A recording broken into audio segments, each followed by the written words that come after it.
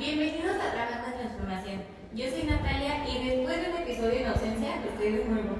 Yo soy Carlos Manuel. Bueno, en el episodio anterior traté temas sobre cómo fue el TMEC y este tipo de situaciones.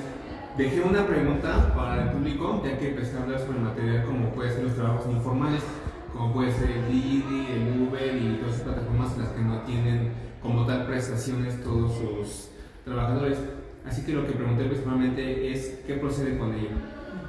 Yo escuché por ahí, porque me tomé el tiempo de leer de escuchar tu podcast, escuché que estuvo muy bien el podcast y que trataste temas como lo es los retos anteriores, la reforma del 2019, el TMEC y algunos retos pendientes.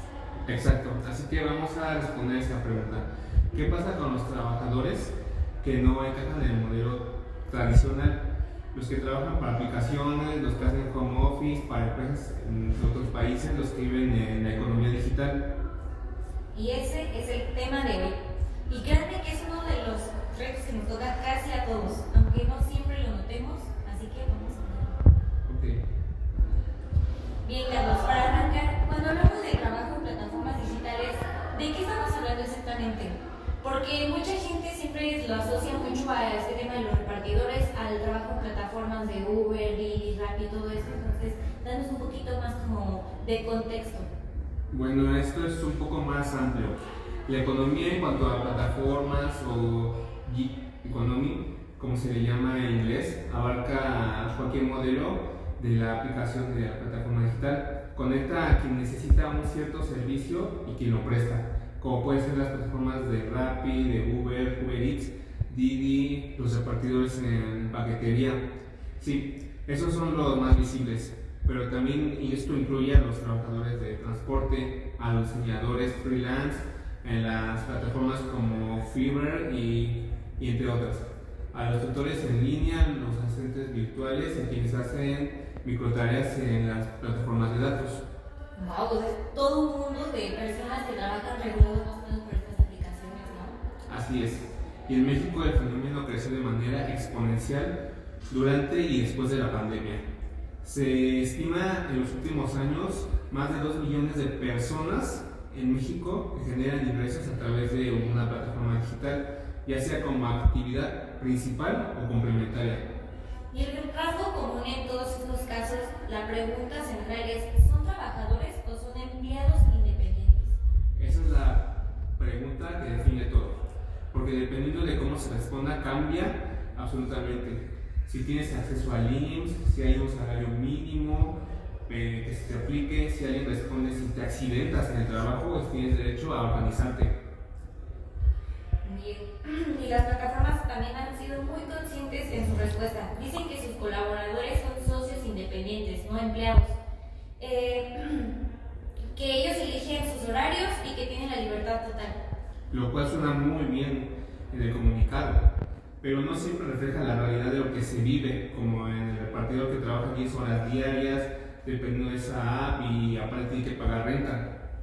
Bueno, interrumpiendo un poquito esto, eso sí es bien cierto porque no hace mucho fue que hicieron una tipo como manifestación, ya que los mismos repartidores de aplicación no contaban con un seguro, entonces empezaron a ocurrir muchísimos accidentes y ahí fue donde también empezaron a meterse un poquito más en estos temas, ¿no? Porque yo recuerdo que hace unos años pues no había tanto esta cuestión de que solicitaban ellos un seguro social, un seguro para el vehículo donde están trabajando, etc.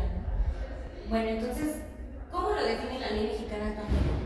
Bueno, actualmente la Ley Federal del Trabajo no tiene una categoría específica para los trabajadores en estas plataformas.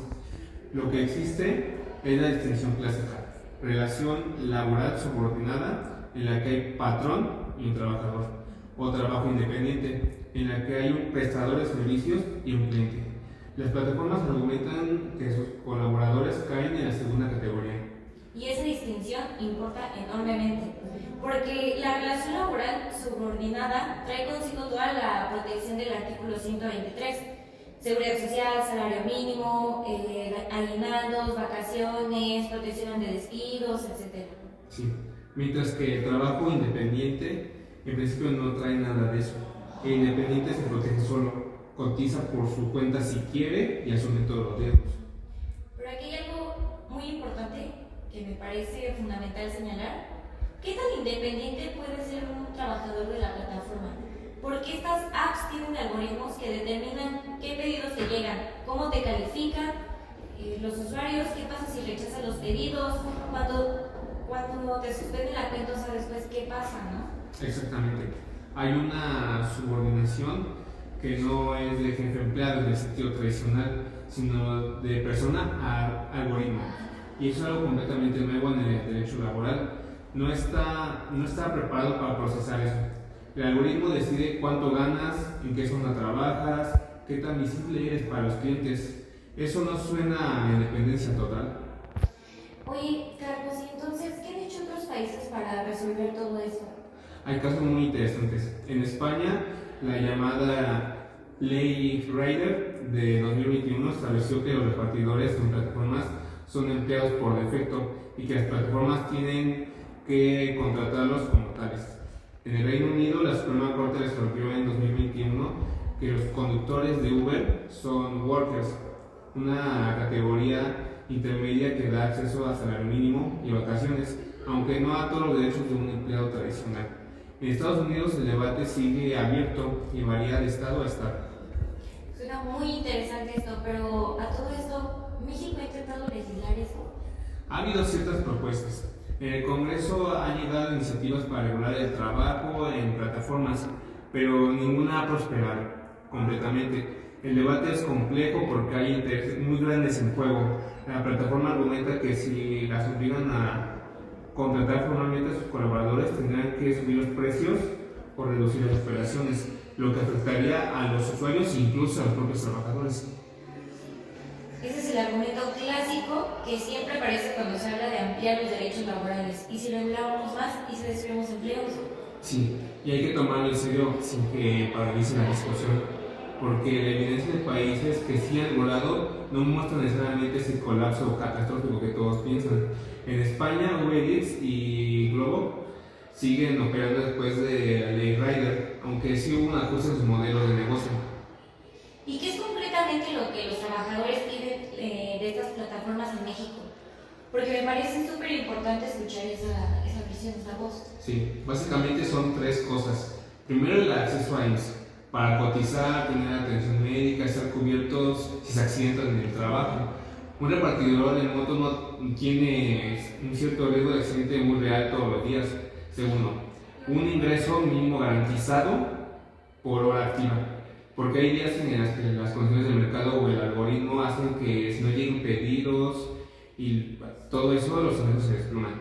Y el tercero, la transparencia algorítmica, saber cómo funciona el sistema que los califica, que los puede suspender y cómo aplicar una decisión.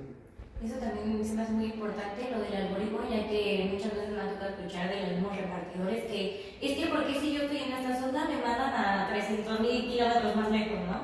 Entonces sí, también es muy importante también cuidar ese aspecto de el riesgo que tienen al estar conduciendo tan lejos, ¿no? Justo. Y bueno, en esta última es muy interesante la transparencia del algoritmo, volvemos al mismo, porque también es la relación laboral tradicional, ¿no? Si tu jefe toma la decisión arbitraria de no sé, de que ahora trabajas más horas o más de lo que se te pide, ¿puedes cuestionarla? Pero si es un algoritmo el que decidió bajar tu puntuación o dejar de darte pedidos, ¿a quién le reclamas? Pues sí, a nadie, en la mayoría de los casos. Y es una forma muy poderosa de asimetría que las leyes actuales no regulan. Bueno, hay otro tema que tocar antes de cerrar porque afecta a millones de trabajadores que no necesariamente usan las plataformas de teletrabajo, Carlos. En el episodio pasado mencionaste que México legisló esto en el 2021. ¿Qué también está funcionando? Sí, la reforma existe y tiene cosas muy valiosas. Establece que el patrón debe promocionar el equipo necesario para trabajar desde casa, que debe pagar una parte proporcional al internet y la electricidad, y que los trabajadores tienen derecho a la desconexión digital fuera de su horario laboral. Que es básicamente decir, tu jefe no puede esperarse que le contestes a las 11 de la noche solo porque tienes el teléfono en la mano. Sí, eso es algo demasiado común. Y eso es un avance real. El problema es la implementación. Las encuestas muestran que la mayoría de los trabajadores en home office en México no conocen estos derechos y muchos de los que sí lo conocen se atreven a ejercerlos por medio de represalias. No se atreven a ejercerlos, perdón. Y eso apunta a un problema más profundo. No basta con que el derecho exista en el papel. Tiene que haber una cultura laboral que lo represente y mecanismos reales para hacer valer sin que te cueste el trabajo. Totalmente. Y también hay algo que la reforma no resolvió del todo. ¿Qué pasa con los trabajadores mexicanos que hacen home office para empresas extranjeras que no están constituidas en México? Son cada vez más, especialmente en el sector tecnológico. Trabajan en pesos o en dólares para las empresas de Estados Unidos, España o cualquier otra parte del mundo, sin un contrato mexicano, sin IMSS, sin nada. ¿Cuál es su marco legal? Eso todavía es un limbo jurídico muy importante. Bueno, Carlos, llegamos al final de un episodio más y creo que abre más preguntas de las que cierra y eso me parece bien. Sí, justamente. Pero todavía tenemos más episodios para seguir hablando de esto, así que espero que nos sigan en el siguiente episodio que viene.